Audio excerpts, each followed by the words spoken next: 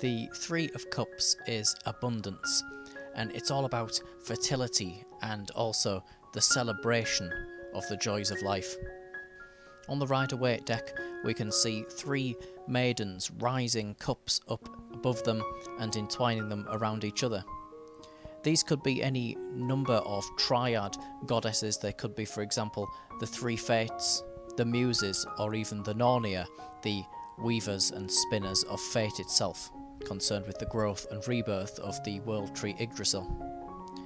The colours on these maidens' dresses, that being red, yellow and white, are the paths taken by the magician and the chariot cards, and therefore they represent Geberah, Tifereth and Kether. And yet here with the Three of Cups on the Tree of Life, we are centred in Binah. This is a profoundly feminine Sephiroth on the Tree of Life, and usually refers to understanding of something based on our intuition and also our empathy. Indeed, it is known as a palace of mirrors, and could also represent a point where the wisdom of the light of Shokmar, for instance, is multiplied in an infinite number of ways, and therefore Binah can also represent an understanding and a separating of one idea from another, understanding one thing in its entirety and not jumbling it up with something else. And this actually ties into the symbolism of this card. The empathic and intuitive nature of this can be shown with the fact that this card is Mercury in Cancer, and so this is showing that our emotions are going to be forming much of our outlook upon the world if this is our astrological sign, and so our judgments and our plans are going to be based upon the pull of our instincts and our intuitions, our gut feeling, or what we feel in our heart, rather than solid material so-called facts. Mercury in Cancer is also very maternal, and we can see this in that the symbol of Cancer of the astrological sign is placed at the bottom of the card in the sea, and this is the Sea of Binah, so it connects back to what we were just talking about there on the Tree of Life. Now this card has a very strong symbology of the story of Persephone, and we can see this with the fact that the actual cups are made out of pomegranates, of which are sacred to the goddess Persephone.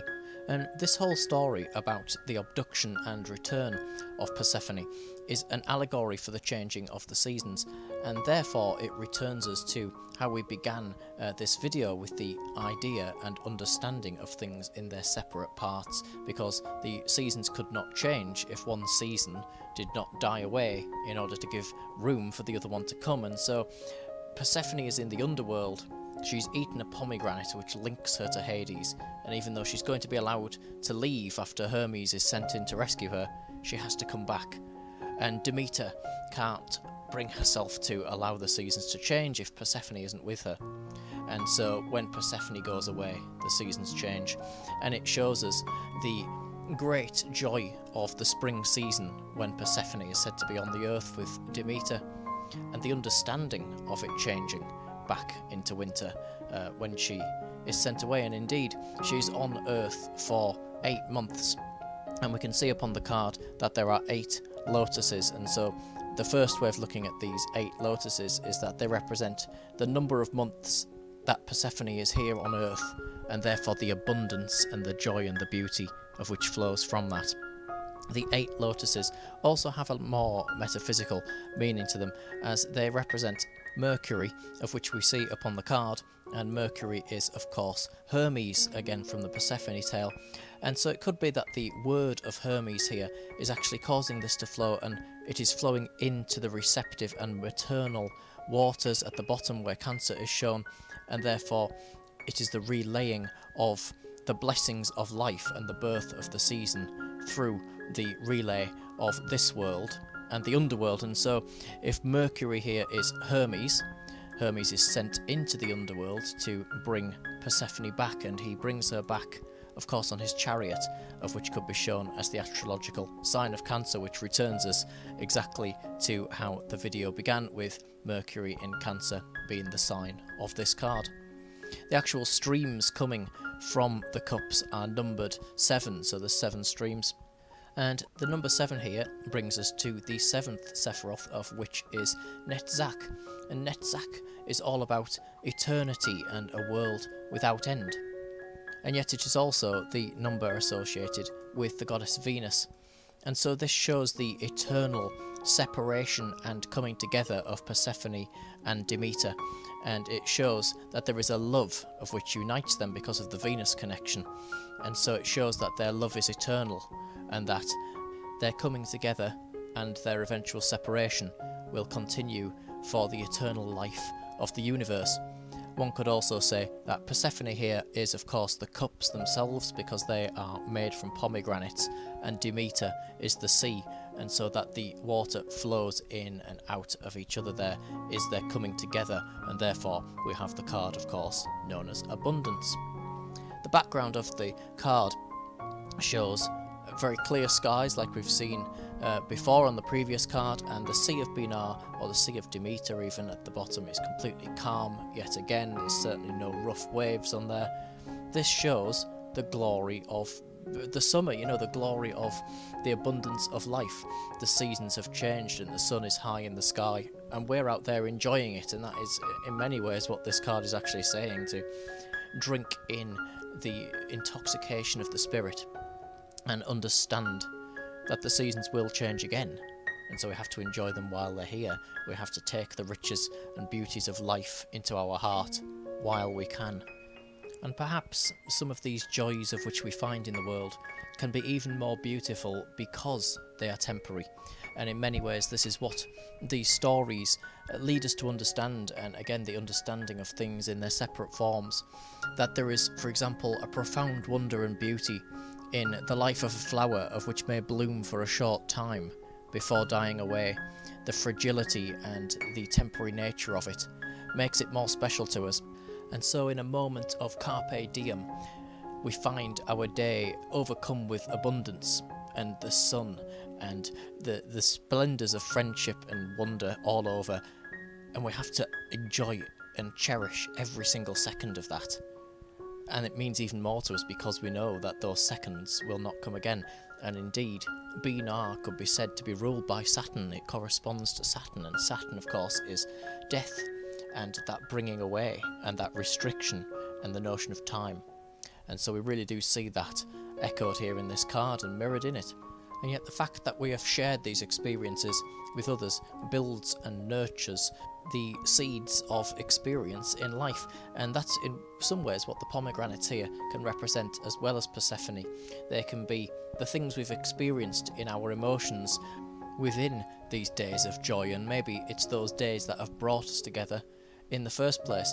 And this can be in some way what we can see here with the pomegranates upon the card, and the 3 cups themselves. You can see that one of them is higher than the others, and so this could show a true love and a true bonding and nurturing of close friendships and relationships in that matter, and could even be on a more metaphysical level our true will. And our true will is our emotional guidance system, so it's like a spiritual sat-nav that's leading us towards our true purpose, and our true purpose at its highest form is always going to be created out of Kether, pure light, essentially love itself. And so we're guided back to love, and we're guided back to our source and our true will in that elevated cup.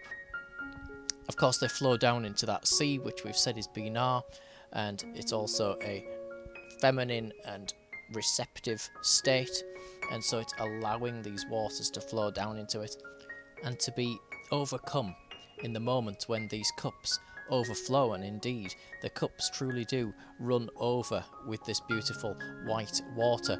They represent abundance in all of its different forms here, and it can be, if it's not going to be in personal relationships, it can be abundance of whatever it may be, of which causes your own heart to overflow with the energy of love. Crowley himself describes this card as the lesson to be learned here is that the good things of life, although to be enjoyed, should perhaps be distrusted. Now this is quite a strange statement to take at face value, and yet it returns us to the pomegranate symbology, Persephone's eating of the pomegranate binds her back to the lower world, and so it's suggesting that although we may love the things of the physical world, they can perish, and even entire continents and cultures and entire civilizations can perish. They are not permanent, even if they appear to be, and that is one of the lessons of this card. He also describes the card, however, as here is the fulfillment of the will of love in abounding joy. The idea of love has come to fruition. And so really when you draw this card, that's what it's all about. It's go out there and share that abundance, share your success and your love and all the joy that you've experienced with your relationships, which could be your friends, your colleagues, whoever it's going to be. Life is going to feel good in this moment with this card. You're not going to be short of anything, and so share it and allow it to flow. Don't try and hold it back. It's a card concerned with communication, allowing us to communicate all of those good things in life and to express ourselves, to allow that love to overflow and outpour into our own ocean of the heart, and yet also, of course, to understand its limitation. Do not get lost up in it, but to see it for what it is, even if it may be impermanent, to take it into our heart and into our mind, and to instill it with the waters of life and of love.